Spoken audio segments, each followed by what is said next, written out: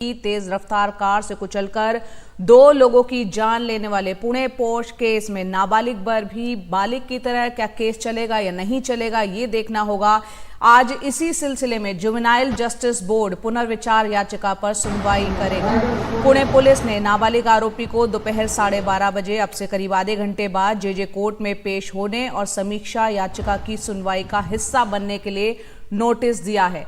इस पूरे मामले में गिरफ्तार पिता को भी आज कोर्ट में पेश होना है। पुलिस जांच के दौरान ये बात भी सामने आई है कि नाबालिग शनिवार रात को अपने 10 से 12 दोस्तों के साथ 2 रेस्टोरेंट में गया था, जहां करीब 1.5 घंटे 48,000 रुपए की शराब वो पी गए थे।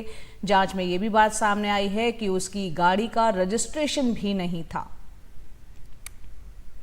इस परिवार की पृष्ठभूमि के बारे में भी जान लेते हैं। करोड़ों की कार वाले यहाँ पर जो आपने बताया विशाल अग्रवाल जो हैं, उनका क्राइम कनेक्शन परिवार का किस तरह से है कि परिवार का अंडरवर्ल्ड से भी कनेक्शन बताया जा रहा है। आरोपी के जो दादा हैं उन पर छोटा राजन से मदद लेने का आरोप है।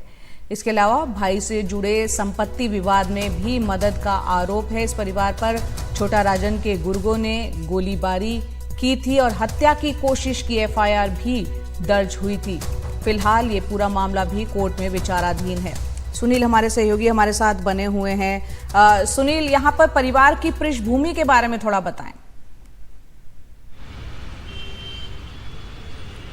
देखिए, अग्रवाल परिवार जो कि कंस्ट्रक्शन व्यवसाय से जुटा हुआ है, पुणे में बहुत ही संदिग्ध और आपराधिक पृष्ठभूमि इनकी रही है, जो अब खुलकर मामला सामने उभर कर आ रहा है। एक तो मामला यह है कि जो नाबालिग के दादा हैं यानी एसके अग्रवाल, उन्होंने अपने भाइयों से संपत्ति विवाद में छोटा राजन यानी कि अंडरवर्ल्ड की मदद ली और उसी के दौरान उन्होंने अजय भोसले नाम का एक शख्स है जो कि भाइयों की तरफ से था, उस पर गोली चलवाई, ये आरोप है। वो मामला जो है कि बर्न गार्डन पुलिस थाने में दर्ज हुआ 2020 में और उसकी सुनवाई यहाँ पर होनी है। चूँकि छोटा राजन के केस सब मुंबई में चल रही है तो यहाँ पर उसकी सुनवाई हो रही है। लेकिन बड़ी बात यह है कि जो इनका रसूख है वहाँ के पुलिस में, प्रशासन में, उसको देखते हुए जो जानकार है कानून का, उनका साफ तौर पर कहना है कि अंडरवर्ल्ड की मदद ली गई तो उसमें क्राइम सिंडिकेट कहीं न कहीं शामिल था। अगर क्राइम सिंडिकेट शामिल था तो उसमें भी मकोका उस केस पे लगना चाहिए था, लेकिन मकोका नहीं लगाए तब की वहाँ की पुणे की पुलिस ने, और नहीं तुरंत गिरफ्तार किया, बल्कि चार्जशीट फाइल होने तक उन्हें मौका दिया, यानी कि उन्हें एक तरह से बहुत राहत मिली थी। ये एक बात उभर कर सामने आई है।